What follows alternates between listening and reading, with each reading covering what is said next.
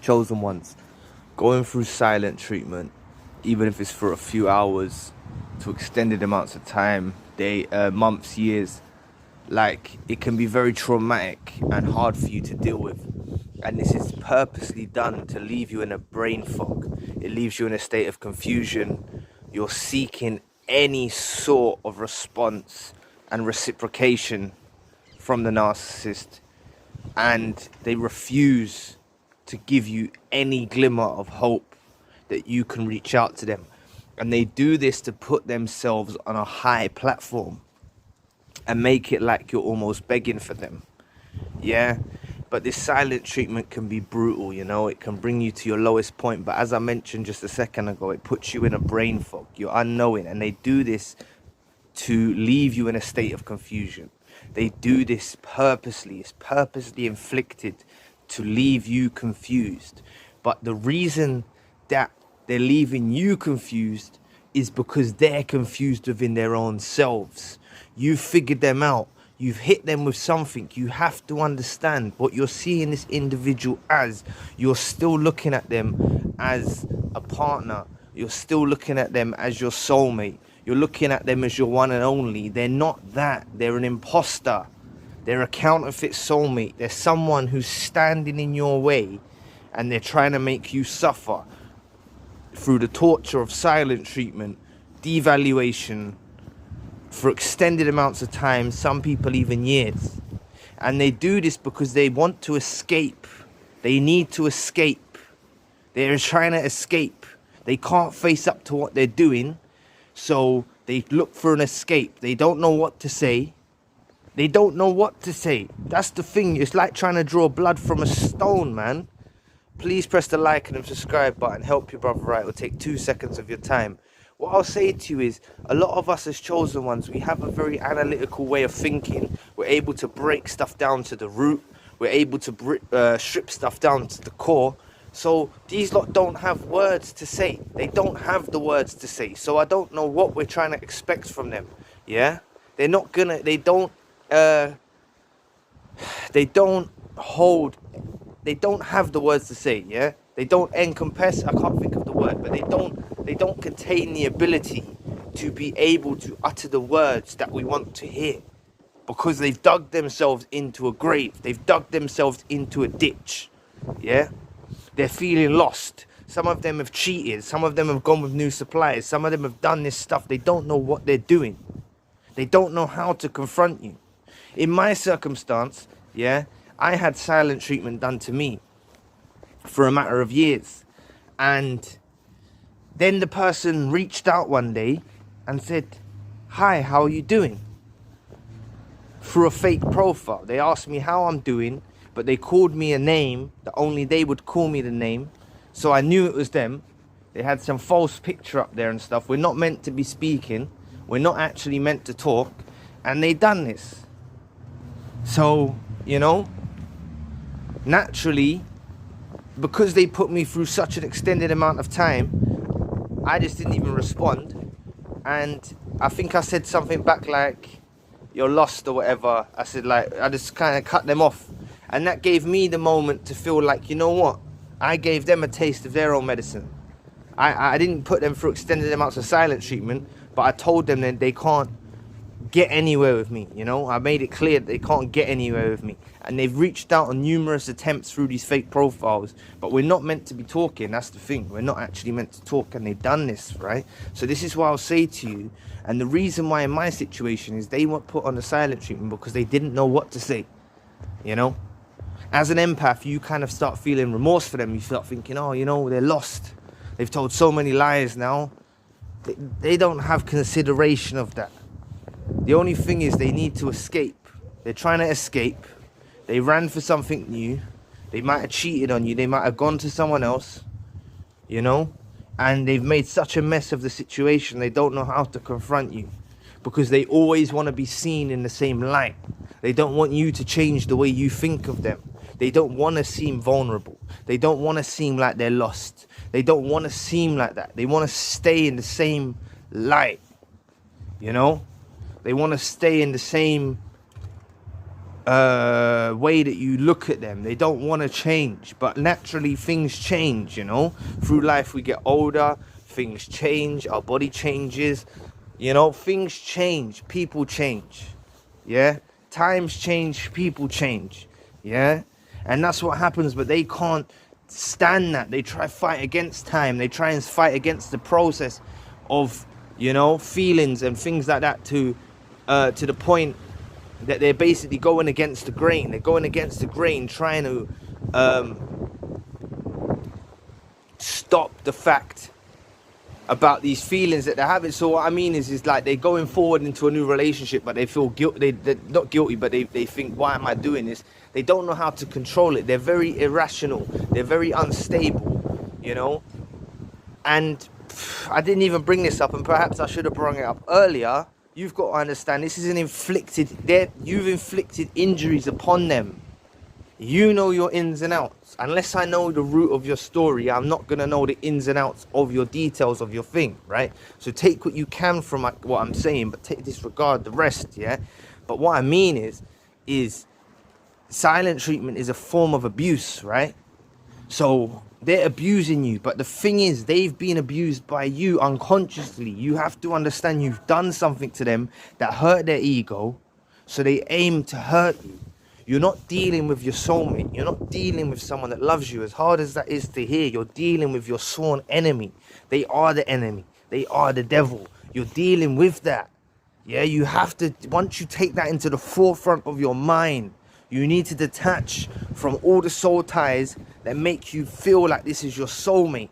You have to re-establish your value. And I'm not saying it will happen overnight. It's not going to happen overnight. You know, these people drag us down. And they have dragged us down. They're a weight. They're a dead weight that drags us down. So the longer we are without them, and you have to understand that this is God in control. God's in control of all of this. The universe is in control of all of this.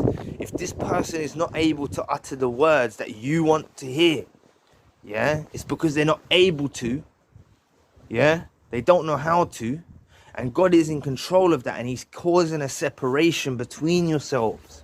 You have to take the blessing. As I mentioned in the video earlier about people that can't escape, there's people that can't escape from these individuals. They're so possessive. They're so damn right controlling and possessive, and so interfering in your life that you can't get rid of them.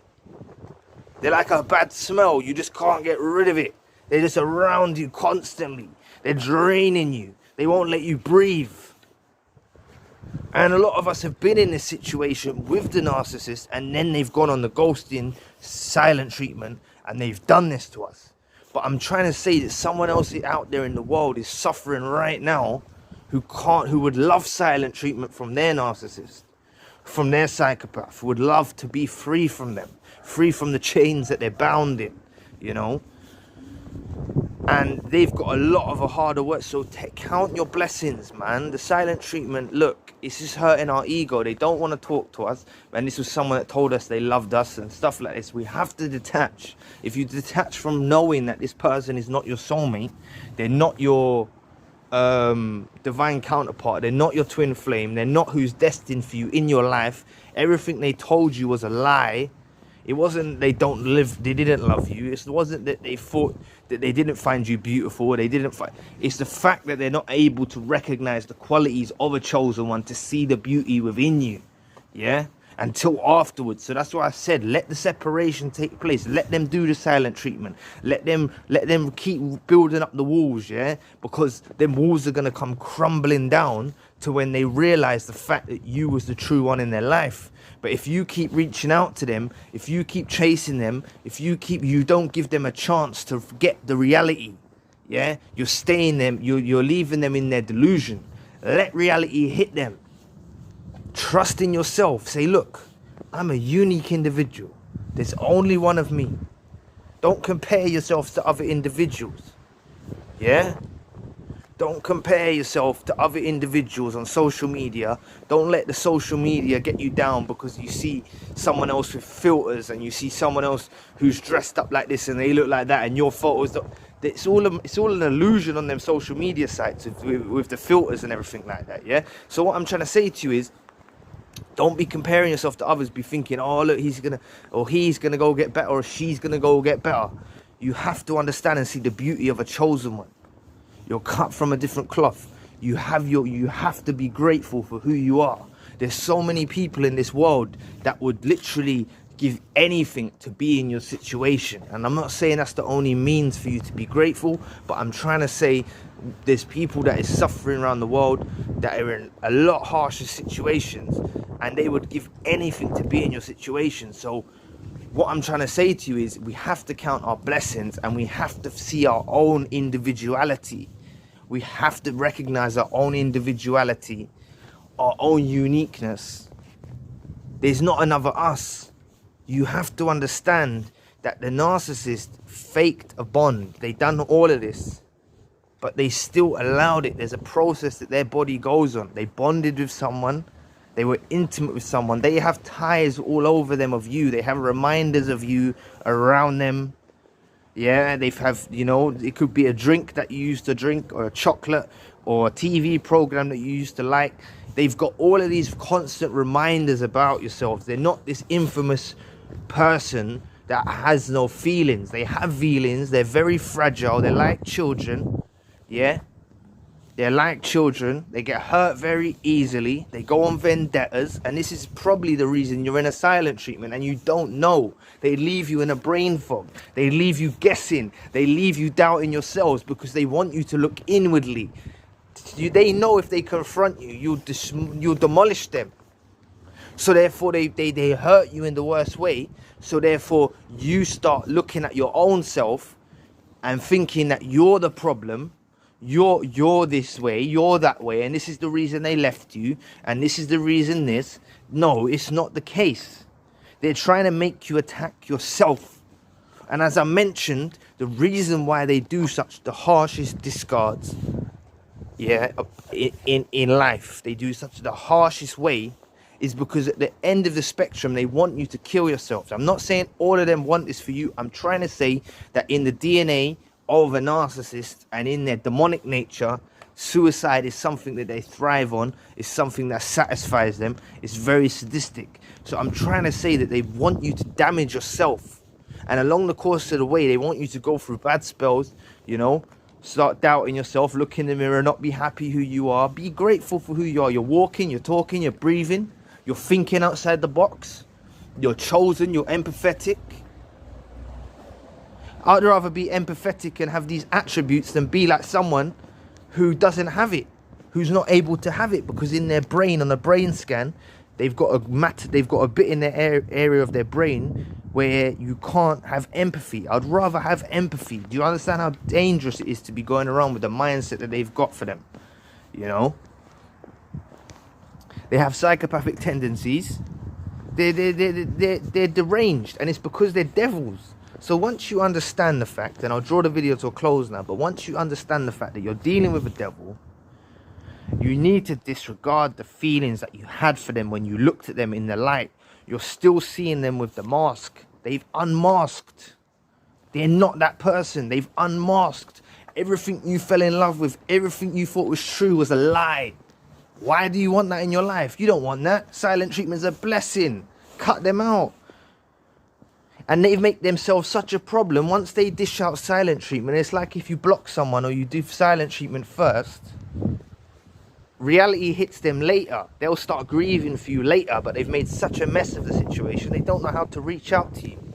So you have to take in that consideration. Use your empathetic abilities and try and see why they're doing this.